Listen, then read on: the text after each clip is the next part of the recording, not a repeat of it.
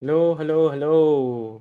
Welcome everyone to this live stream. I hope you can hear me well. Apologies for the delay, but here I am, and we are live with the Women's World Cup 2025, and we have four Indian players taking part here, and we are into the fourth round. 16 players playing now and three spots in the candidates at stake.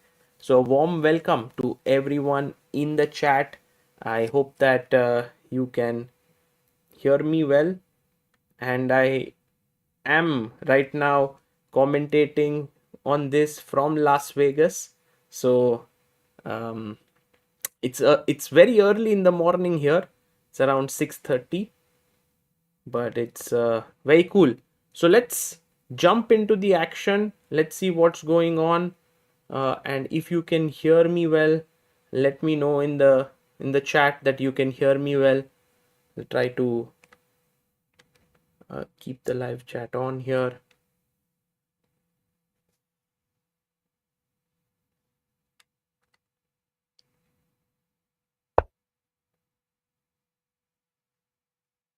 I think this is good. Yes, guys, can you hear me?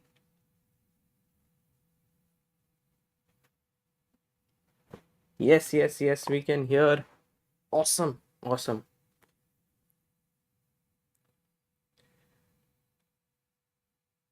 Okay, so let's first have a look at the game between Divya Deshmukh and Jiner. Right now, the game opened with e4, c5, knight f3, d6, and d4 takes, knight f6, knight c3, a6. Guys, what's the name of this opening? Shrijan says everything loud and clear. Thank you, thank you. What is this opening that is on the board?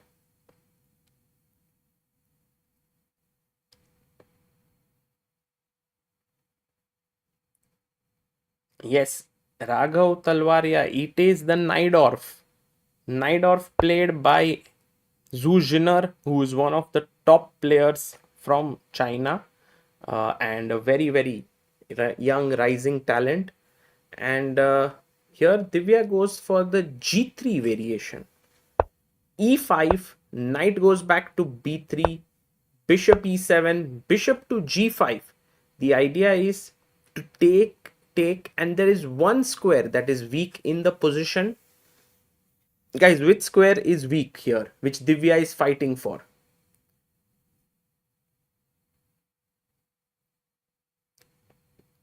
There is one weakness in the position that Divya is fighting for. Yes, Jaidi, well done.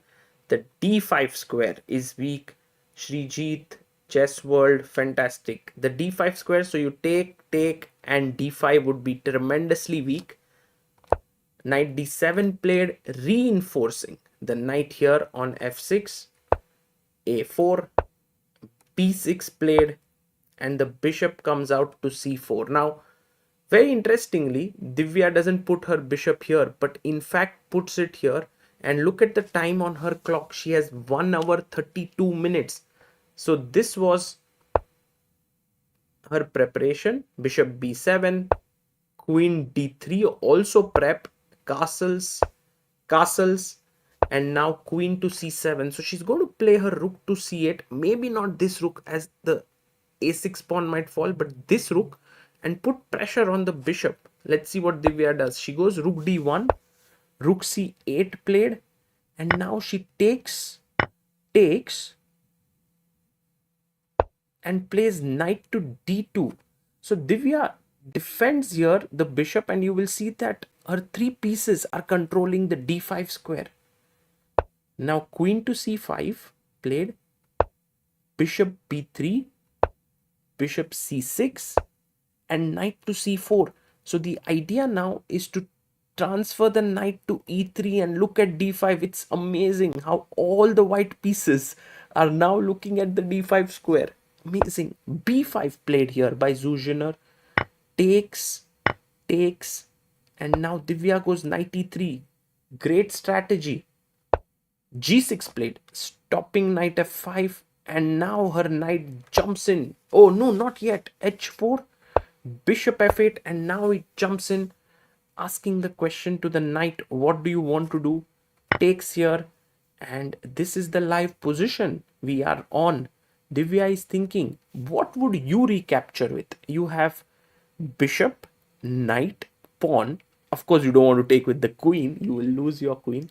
So, what will you recapture with out of the three pieces?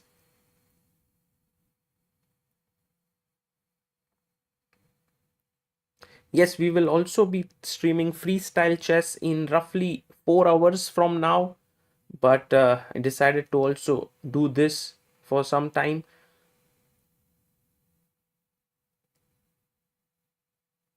So here, knight takes d5 could be a very decent move, and I think it's the best move because pawn takes, suddenly after bishop d7 it's black who's better.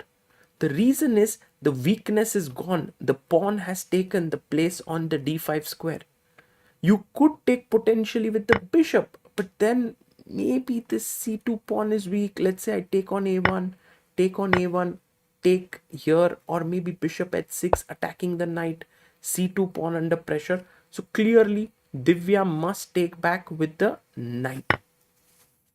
And after knight takes, she has a huge advantage here in the position. So knight takes d5 is a very strong move, and Divya would be clearly better, and she takes it. Let's go. She takes on d5, guys. Divya OP हो जाए, क्या लगता है? Will she be able to win this game? Is a big question. She's playing Jiner, who's like amazingly strong player, but she has a great position.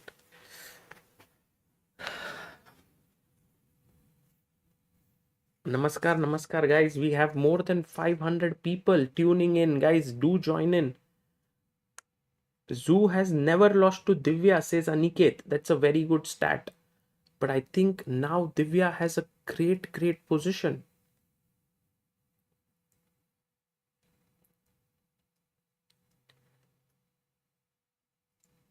And now the question is h5, maybe king g2, rook h1.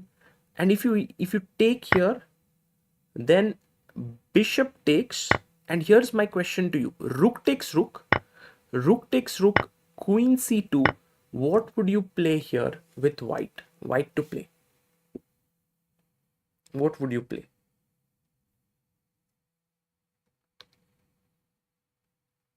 What's a good move here for white? Would you trade the queens? Would you keep the queens? Yes, Tanay Gaming, love your move. Umang 1912, also a great move. Fantastic job. So, one idea is to go queen f3, attack the f7 pawn. That's a weakness. Swarang Mukne, well done. You can also take the pawn. And once you take this, there is a huge imbalance. Can anyone tell me what is the major imbalance in the position here? What do you see as a major imbalance here if such a position is ever reached?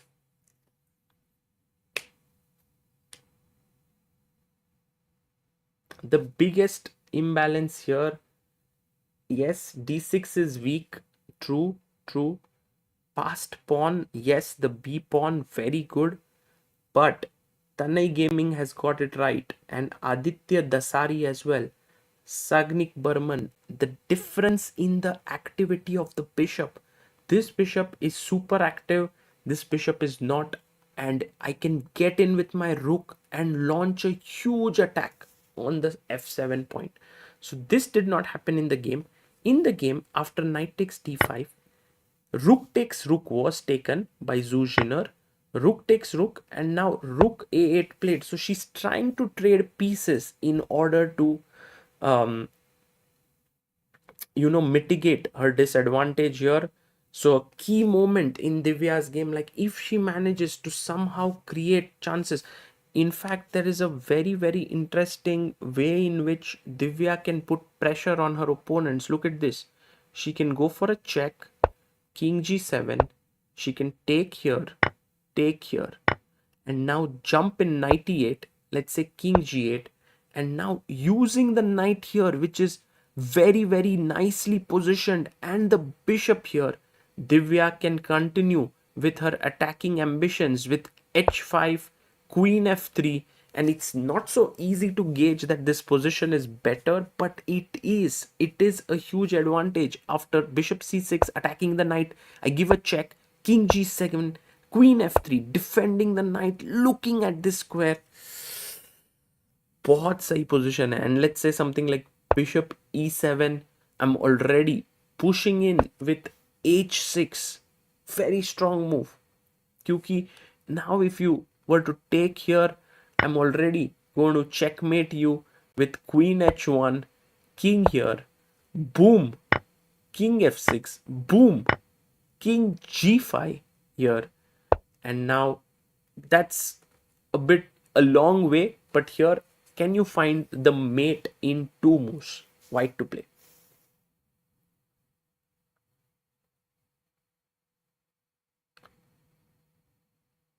Guys, what is the mate in two here? White to play.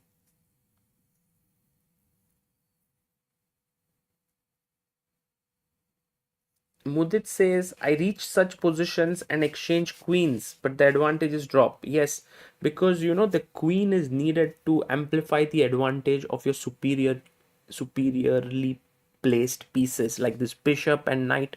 They are doing a great job, but the queen is needed. Yes, very good job here by Jihan, Tanay, Bethel. Give a check here, and now the king has to come up and checkmate. So very interesting position here. Divya did take on a8 as well. We have reached here. Opponent takes, and now knight f6. Let's go quickly to check what Humpy is up to now. Koneru Humpy here playing with the black pieces against chess queen Alexandra Kosteniuk, and a draw would be not a bad result for Humpy. She is under some pressure, I must say, because white has space. White also has the bishop pair. But that being said, she's very solid. She can put her bishop here, put pressure. Yes, exactly. She's done that. Put pressure here, and after c4, her opponent goes rook d3. I think Humpy needs to find some way to create counterplay. I'm not a very big fan of move like c6. Of course, tactically it doesn't work because after check you lose the bishop. But still, I don't want to make this move. I'm pretty happy with this. I want to create counterplay here. What is one move that black can create counterplay with in this position? Guys, black to play. Omkar Bhise says it seems like Divya has good chance to win the World Cup. That would be huge. That would be huge. Ajdo says, thank God ChessBase India started covering this. I've been watching it on FIDE channel, but this is better. Array. FIDE has been doing a brilliant job of live commentary. We've had Almira Skripchenko there commentating, sometimes Ketty, sometimes Emil. Uh, yes, h5, very good move. h5 is a great move, striking, and this is what Humpy might do, because after take, you can quickly activate your rook down the h file. You can also think about playing a move like f5 here. That is also a very possible move. So um, these are few possibilities. Rook d3, and now Humpy is actually in under pressure, but we will come back to this game. Let's head over to Harika. Harika is taking on also with the black pieces Kateryna Lagno. Kateryna is a tremendous player from Russia. She is multiple times world blitz and rapid champion, although she's never managed to win classical chess. But here I think Harika is under severe pressure. And the main reason for the same is one pawn in black's camp is tremendously weak. What is that pawn? By the way, the last move was c6. What is black's big weakness?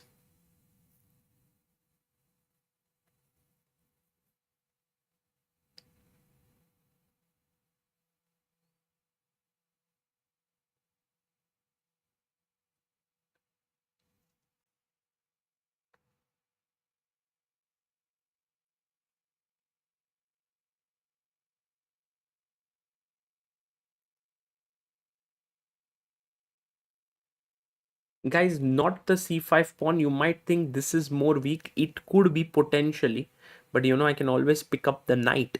The real weakness, and I don't think anyone has found it in the chat yet, and it's really, really important to understand that the big weakness in this position is anyone wants to try this?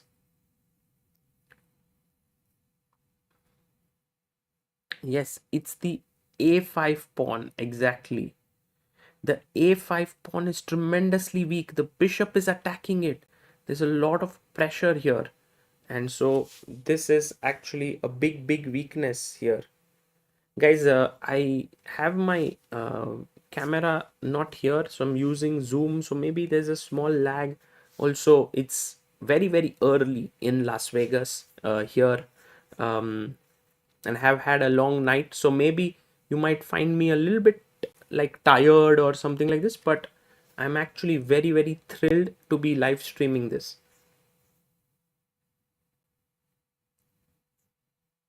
So a5 is hugely weak. This is a big, big weakness, and that's the reason why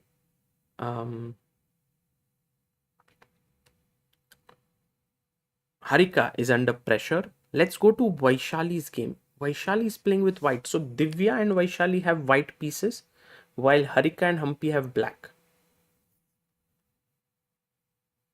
So let's see what happened here. How do we assess this position? It feels like black is very well under control with these space that they have. Both sides have 7 pawns each. I'm wondering how can black actually create play, or white can also. I mean, let's look at one possible variation. I don't know what should black play. Let's say black just makes a waiting move, a6. Okay, it's a useful move. I go rook f3 here. You wait with black king 8. And now comes an important move for Vaishali. And I think this is what Vaishali is banking on. White to play, guys. It's a slightly non-intuitive move, but it's actually very interesting. What would you play here as white?